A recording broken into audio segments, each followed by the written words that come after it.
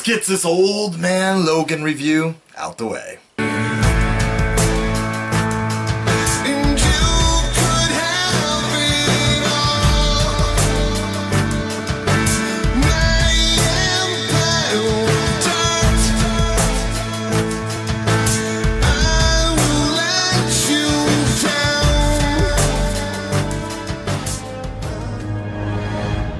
What's up, guys? It's your boy Akasan here on a Sunday night. I think it's the 19th today. I think my power bill is due, so that's how I know what date it is. Don't worry, I paid it. We got power. So let's talk about Logan. I keep on wanting to call it Old Man Logan because that's exactly what I felt it was the entire movie, because it really was that kind of situation. Logan as an old man in the middle of his life here.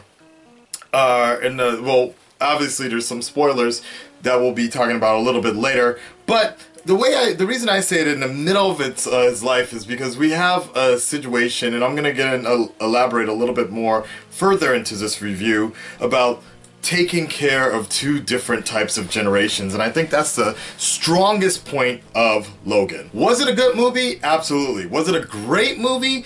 Possibly. I'm pretty good. If I were to describe this movie in one word, it's somber. And the reason I use somber, I only use this word for a few movies, and those are actually some of the best movies I have ever seen. The Dark Knight, Civil War, Days of Future and Past, or in Japanese, Future and Past. Days of Future Past.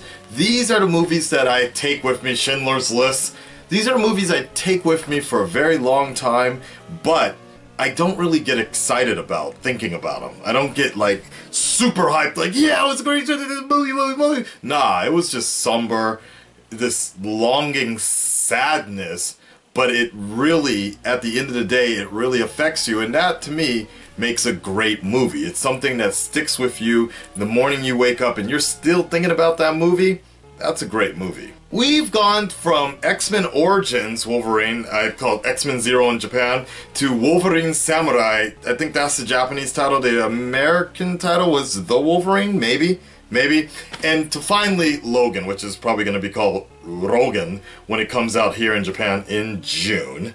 But I feel that gone are the days of James Mangold's attempt to kind of make their own MCU type universe, the X universe, like a superhero movie. Gone are those days, and he finally backed everything up and decided to just make a damn good story. Is Logan the best superhero movie ever made? No.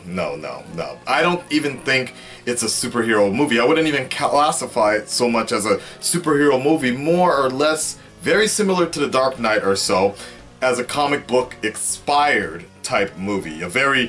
Great comic book type movie, but there wasn't much superheroing in this particular movie. And to me, that's exactly what stands out the most about Logan, is the fact that it doesn't focus on superhero theatrics. Everybody's pretty much dead. Any sort of ounce, this barely feels like an X-Men movie, to be honest. If it weren't for the main characters of Professor X and Xavier around, it doesn't really feel like much of anything of any of the other X movies that have come out. Even Deadpool, the way it stood out in its humor, outside of all the other X-Men movies, still essentially felt like it could belong in the X-Men world. This one was so far removed from any of the X history that in some sense it's kind of sad to see, but at the same time it really just helped focus on three main characters. That being old-ass Professor X, old-ass Logan, and young-ass, kick-ass Savage Girl, right? That's her new name. That's what I'm calling her from here on out, Little Savage. And god damn was she savage. Savage as fuck.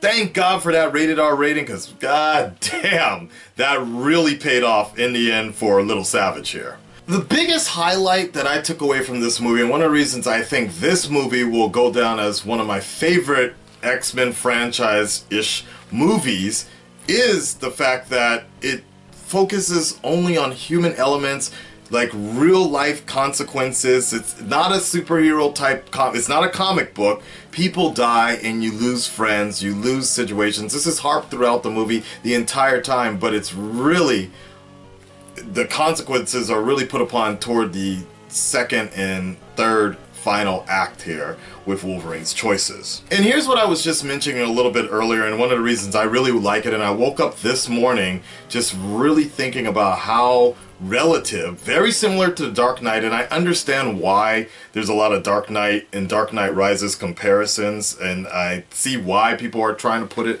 in that same totem, that scale as The Dark Knight. Is it as good as The Dark Knight or even Dark Knight Rises? No, because there's a lot of elements with the Dark Knight's trilogy that there's a reason it's put upon. It's not just a story, there's a lot of things going on. Story, music, pacing, everything. Logan doesn't have that, but it still has a very damn good story, a very damn good point, a very strong relativity of being someone like certainly similar to myself. I'm not as old as Logan, but I really started thinking about it this morning of like, you know, this is something that people just around my age, a little bit more, are gonna start going through when your parents get older and you have to carry them around. And this is what made me really sad. When your parents get older and you start carrying them around, you're in the middle of your own crossroads of your life. You're trying to get your shit together, and you've got a lot of demons and skeletons in your closet, sometimes halfway drinking yourself to death every night.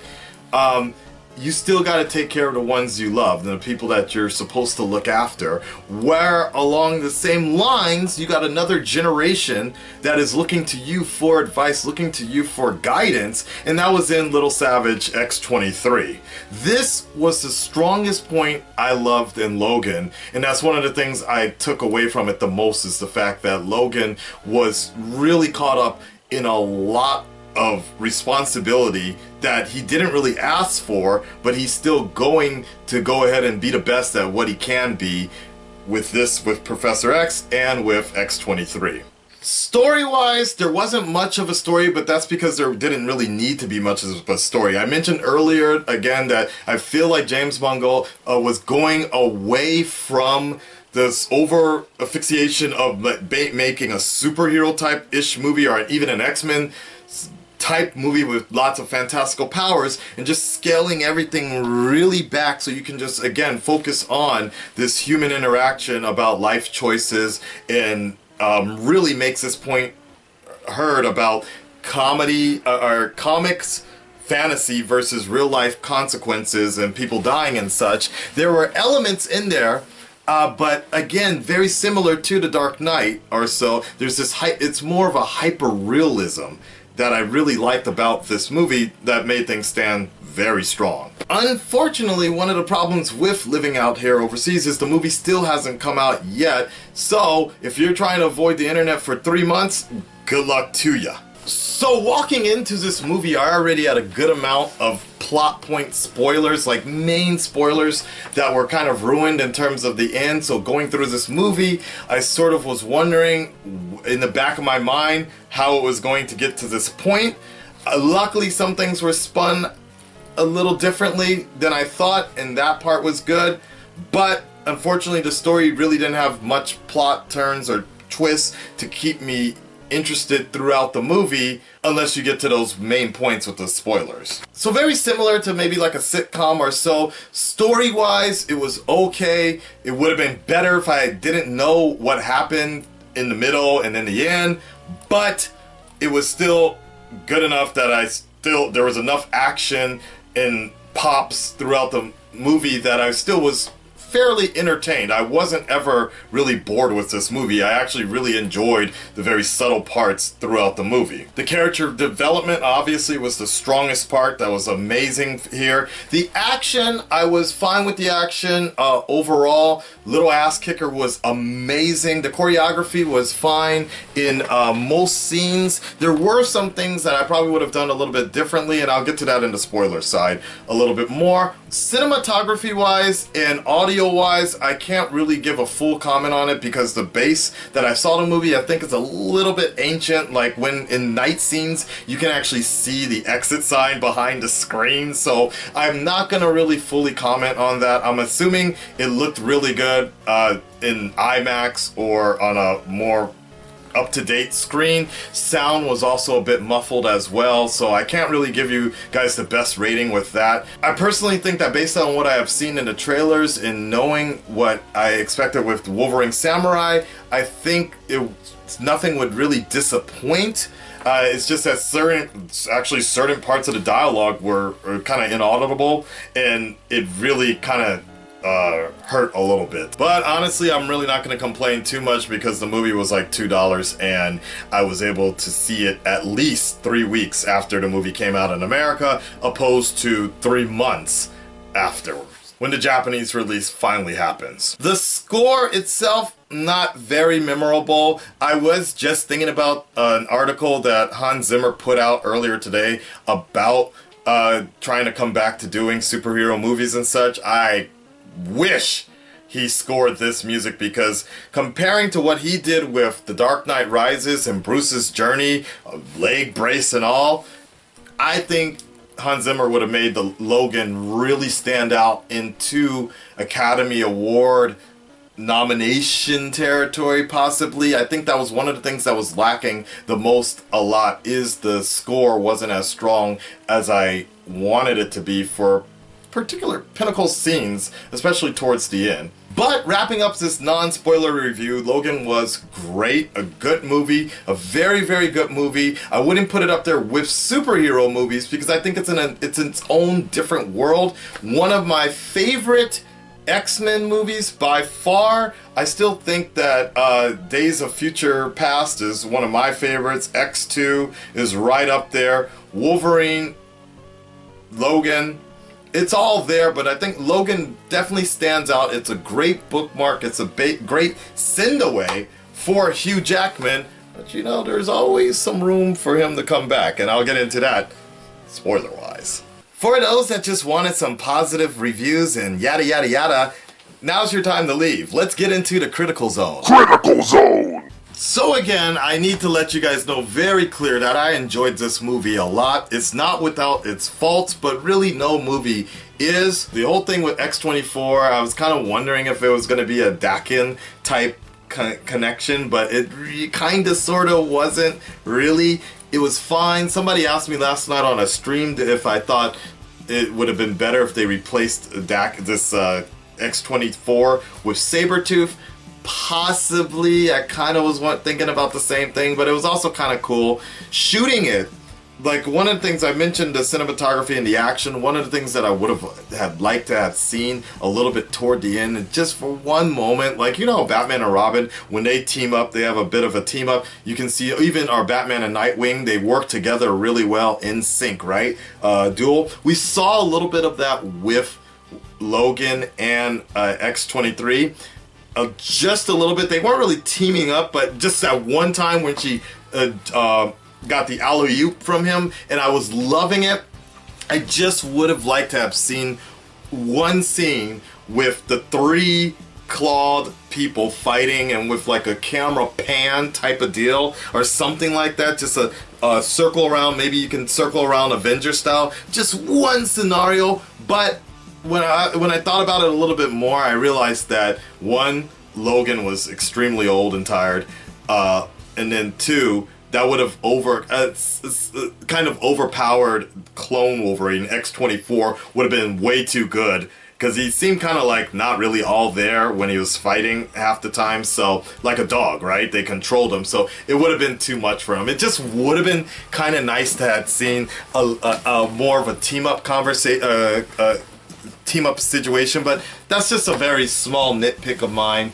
Something else that was pointed out with Professor X is basically the reason everybody was dying the entire time, because Logan wanted to keep on moving, keep on going, but Professor X was always complaining and like wanting to stay overnight and kept on getting people killed, and it was kind of in a sense, after he died, the movie actually picked up a lot more, and we were able to move a little bit more. So it kind of sucked that he had to go, but at the same time, I was like, okay, cool. Now the story's actually picking up a lot more. There wasn't a lot of little dead weight. Sorry, camera cut off. Let's go. All right, guys, let's talk about Logan's death scene. Let's just talk about the characterization of everybody. Like with Professor X. So I think I already talked to you guys about the fact that, yeah, I blurred everything, so I didn't really know that was coming.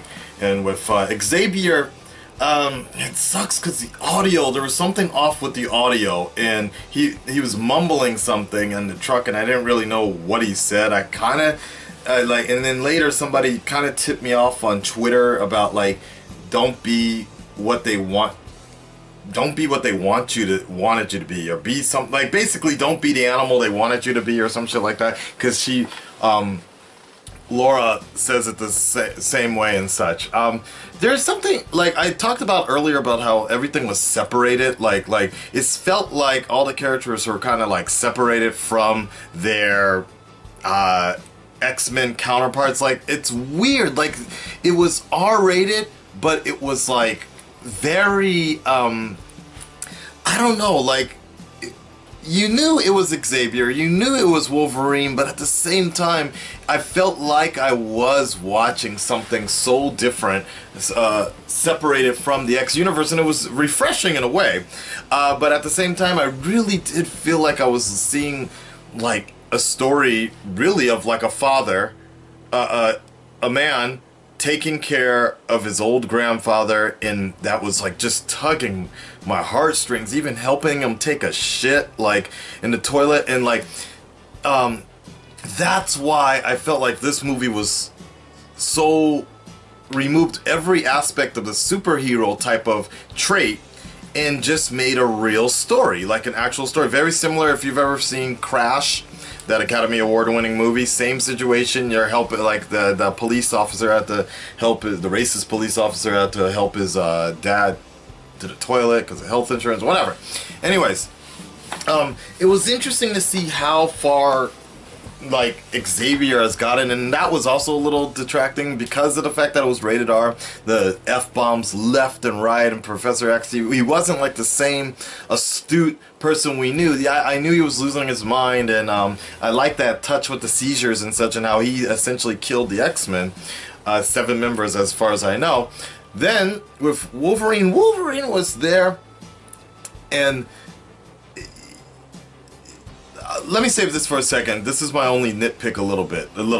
But let me go into Logan's, the scene where he's dying. And this idea, it hurt me so much.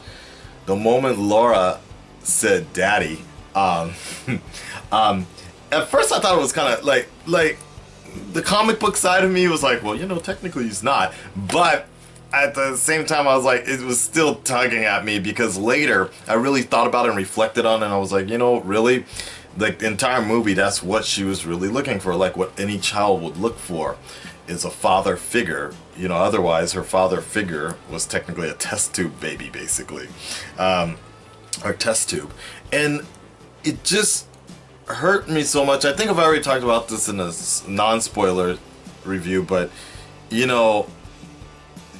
I'm at that, and I'd say in about 10 more years or so, maybe 10, 15 more years, I'm going to be at that particular age where, at one point you're trying to take care of the people you're mentoring, that have mentored you, but you're also caught in a situation, and like, I've been in that point where you have to say goodbye to a child. I've had to say goodbye, as a lot of you have already known watching this channel. If you've watched long enough, I've been in that situation where I have to get taken away from my kids, and just that scene with Laura was just, it had me in so, like, really teary. It had me feeling bad today. On top of that, I started thinking about my grandfather, and I saw my grandfather similar into Xavier, because he was getting really, like, to that point as well before he passed. So it was a rough scene. It was a very rough scene to see. But then my boy, not his name's not Tyrion. What is his name? That little that big black kid that was hustling. Kind of killed the mood for me because he reminded me of the boy T.O. or Tyrion that were ooh get him, I thought that was him grown up in the I had to laugh. I started laughing once I saw him, and especially when he was holding that Wolverine thing. Really nice touch with the tombstone. I like how they turned it to the side, made it an X. The last X-Men buried, basically. The last of the X-Men buried. I really like that. The last thing I'll say, my one little nitpick here, and I mentioned this earlier, is it's rated R. I really wish that, and this, I know for story purposes, I know why they did what they needed to do. To make Wolverine so damn weak, but it was just annoying.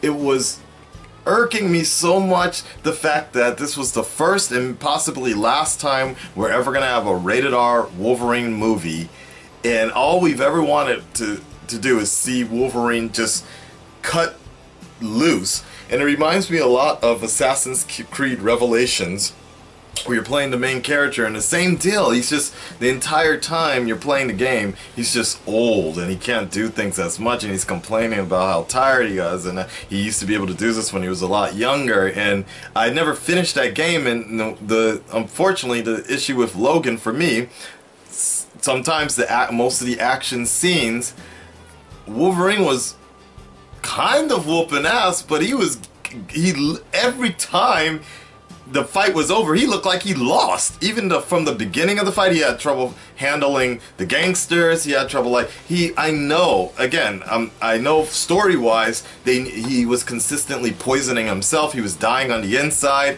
It was like the last struggle. It reminded me of The Revenant, but the entire time I was like, damn, man, I just want, I know we got him cutting loose for just a little bit when he took that serum. I just wish we could have, just one time seen Wolverine in his prime, unleashed, rated R, but that's my small nitpick situation, and maybe we will. So here's my thing. I do want to tell you guys, because I've talked about the idea that Hugh Jackman can definitely come back as Wolverine. By all means, he can definitely come back as Wolverine, and here would be my particular pitch. If not in Avengers 3, because Hugh Jackman has said he's interested in coming back as Wolverine if they can do an Avengers X-Men crossover. Here's my pitch, basically. If they can't do Avengers 3, because it's already written and such, the whole idea is Chris Evans, Hemsworth, Robert Downey Jr., a lot of these dudes may be retiring or may not be renewing their contract. So there's theories that they're going to take out Captain America and all that. And one of the other theories is the fact that Avengers 4 is going to be the whole new X-Men. Regardless if even any of those stories happen, all I would love to see, look, in the MCU, I don't think you should bring the X-Men universe to MCU. I think the MCU's got a lot to build on right now. It's fine. But we could certainly handpick people, because guess what? We got 6 goddamn Infinity Stones sooner than later. We got 2 of them that defy time, reality, space, 3, space, right? Shit, we even got a soul gem, right? My deal, yo, get Doctor Strange, get whatever, get whoever's gonna wield that Infinity Stone. Why don't you cross a few multi-dimensions and pick up Hugh Jackman Wolverine in his prime? Why don't you pick up Cyclops, that's fine, Psylocke, just for the eye candy, Nightcrawler, just hand-pick a few X-Men, because you need all that help against Thanos. Boom, there you go. Throw up Wolverine against some robots, whatever, I don't give a shit. That's the way I would like to see Wolverine come back, just for a cameo. I would love to see something like that in Avengers 4, if not a teaser for Avengers 3. That would be my pitch. Okay guys, I think I covered everything spoiler wise as well. I'd love to have a discussion with you guys in the near future furthermore with the Wolverine. Enjoyed it a lot. I definitely would like to watch it again when it comes out, when it finally comes out in Japan in a few months, because I really want to rewatch it in IMAX or a nice high screen with good sound and really sit back and enjoy it. Unfortunately, a friend was visiting from Singapore and ended up spoiling Logan for Logan dying. Like, it boggles my mind how she didn't add this up, because of the fact that I've been waiting and I've been complaining a lot on Twitter, as you guys know. She ended up like just blurting. She was just like, she was complaining about somebody spoiling it during a dinner. And my girlfriend's right here, and she's just like, yeah, Logan dies, reenacting what the dude said. And my girlfriend's like, what? But this goes into a lot. This whole Logan thing has really kind of made me think about a few things, guys. And that's one of them is the whole idea of how to avoid spoilers in the future. Like, can I really sit through? Can I hold off 3 months each time for a movie? I don't think I can. I can't do that, because I also have a YouTube semi-career or YouTube hobby, a social part I need to be part of here, and it's a big issue. So I have really debated about moving back to America just for movies, basically. If the base context and connections get a little bit better, this won't be an issue, but we're gonna see how this year plays it, because I looked into how much it was gonna cost to fly to Korea, but you can't just do that. King Kong's already out right now, guys, and it comes out next week, luckily. Warner Brothers is pretty damn good. Wonder Woman's probably gonna get delayed, and no, it is delayed, actually. Thor's delayed. Spider-Man Homecoming is delayed. Everything is basically delayed. The next big one, guys, where I'll probably go on my media break, will be Guardians of the Galaxy. Luckily, it's just going to be 1 week, okay? But it is something I'm really thinking about, because it really puts my YouTube lifestyle in jeopardy, and you guys don't deserve to have these reviews late, and I'm not going to watch bootlegs, because that wouldn't be the fair critique, okay? I hope you guys enjoyed all this review and such. Thank you so much for your time, and I'll check you on the next movie review. Akasan out. Tried to do it. Yeah. Also, once again, special thanks to the U.S. Naval Base of Yokosuka for always being available, and actually a fan of this channel, Tyrone. No relation. Tyrone for helping me get on base to see this movie. I'll say it again, 3 weeks late is still better than 3 months late. Bye. All my friends are heathens, take it slow. Wait for them to ask you who you know.